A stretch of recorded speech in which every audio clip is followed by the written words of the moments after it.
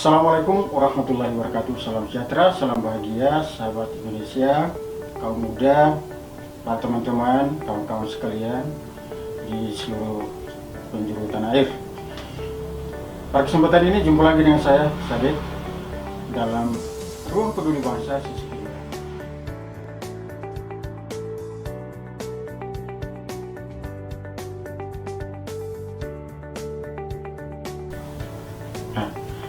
Pada kesempatan ini saya ingatkan kembali lagi bahwa pertemuan lalu kita telah membicarakan tentang bagaimana ASN memiliki kompetensi untuk bersaing pada tahun 2025 sebagai bangsa yang setara dengan pemerintahan kelas dunia.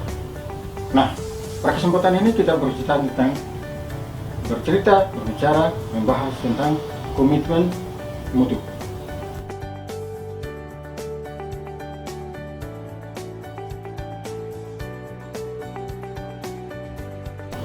Apa yang dimaksud dengan komitmen? Komitmen adalah suatu keadaan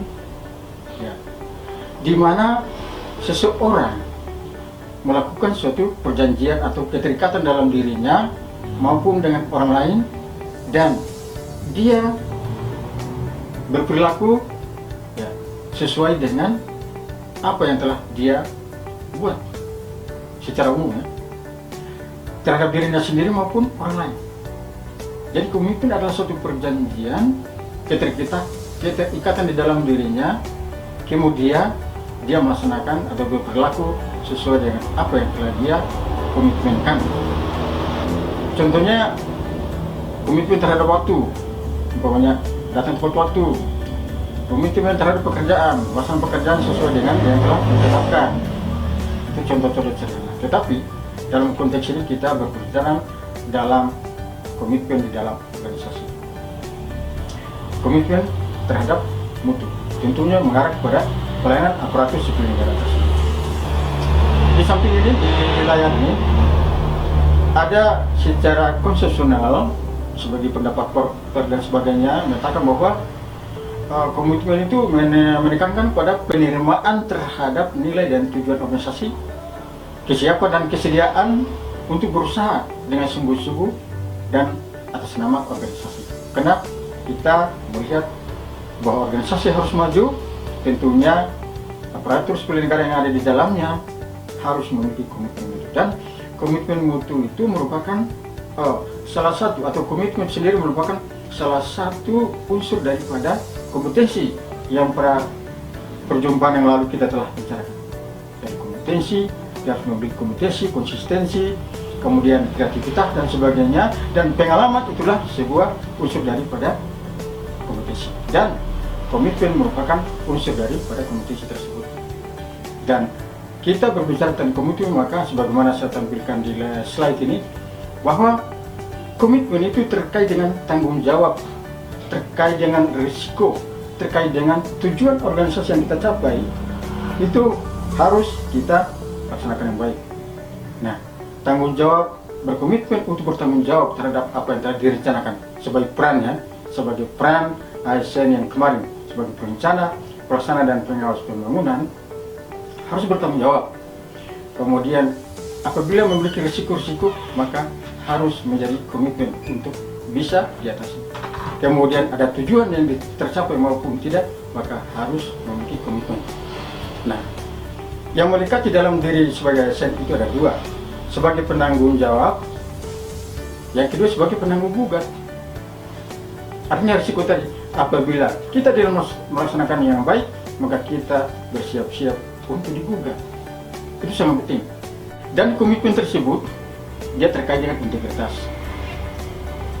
Tadi di awal dikatakan bahwa komitmen adalah suatu perjanjian atau keterikatan. Apabila kita ini sudah terikat dengan perjanjian, kita sudah berjanji berkomitmen dengan negara dan rakyat untuk melaksanakan tugas-tugas kita dengan baik, maka komitmen terkait dengan integritas. Ya, secara singkat, integritas itu adalah satu dalam kata dan perbuatan. Artinya, sebagai ASN yang memiliki komitmen terhadap mutu adalah dia betul-betul melaksanakan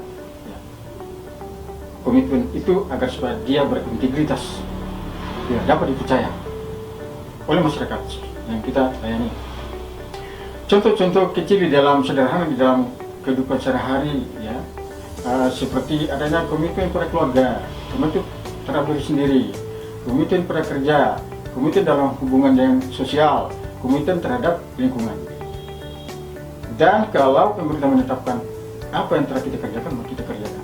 Komitmen terhadap aturan-aturan. Namun kita melihat pada saat ini bahwa apa yang melatar belakangi sehingga komitmen terhadap mutu itu menjadi relevan untuk dibicarakan pada saat ini dan masa yang datang, yaitu bahwa pertama, ini sudah berdasarkan kajian-kajiannya, adanya ketidakefektifan roda pemerintahan, dan itu masih terjadi. Yang kedua, penyelenggaraan pemerintahan tidak efisien, melatar belakangi. Yang ketiga, tidak adanya kreativitas untuk melakukan suatu inovasi-inovasi. Kemudian keempat adalah layanan tidak bermutu. Nah, ketidakefektifan roda pemerintahan itu diindikasikan dengan kita melihat pada saat ini sarana fisik terbengkalai. Contohnya, kalau melihat di sekitar kita, ada pembangunan yang dibangun, kemudian tidak dilaksanakan, tidak digunakan, tidak dimanfaatkan, tidak mencapai outcome-nya itu, tidak bermanfaat bagi masyarakat. Itu menandakan bahwa adanya ketidakefektifan roda pemerintahan. Lalu siapa yang bertanggung jawab? Tentunya ASN.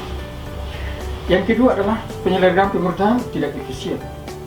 Ketidakefisiensi inilah yang akan berdampak atau diindikasikan adanya tindakan-tindakan korupsi. Ya. Kalau sesuatu yang dilaksanakan tidak efisien, pasti sudah terjadi pemborosan, dan pemborosan tersebut tentu merugikan rakyat. Kemudian latar belakang yang ketiga adalah tidak adanya kreativitas untuk melakukan sebuah inovasi. Nah, kreativitas itu penting.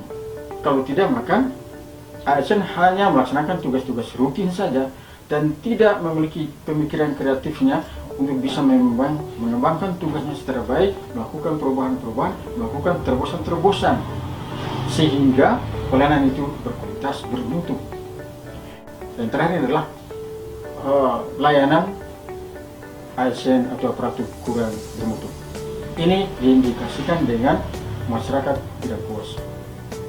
Nah, tentunya masyarakat tidak puas dengan layanan ASN karena dia tidak bermutu, tidak berkualitas. Baik, kita lanjutkan lagi.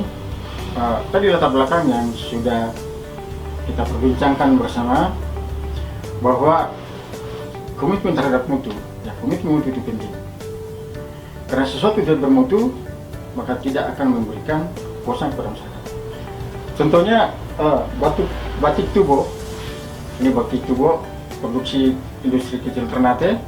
Yang saya pakai ini sudah bertahun-tahun, tapi dia tidak luntur. Artinya bahwa dia itu bermutu. Demikian juga cincin batu bacan. Ini dia bermutu. Dia bermutu. Kemudian baju batik dari sisi kualitas produk, mutu produk hasil. Itu contoh. Ya. Kemudian juga baju batik yang saya pakai dengan gambar-gambar yang khas Ternate. Demikian juga keterampilan seperti saya memberi contoh, ya. Bunga ini dia bermutu, ya, berkualitas, maka dia menjadi bagus, menarik, dan memuaskan pelanggan. Salah satu contoh seperti ini.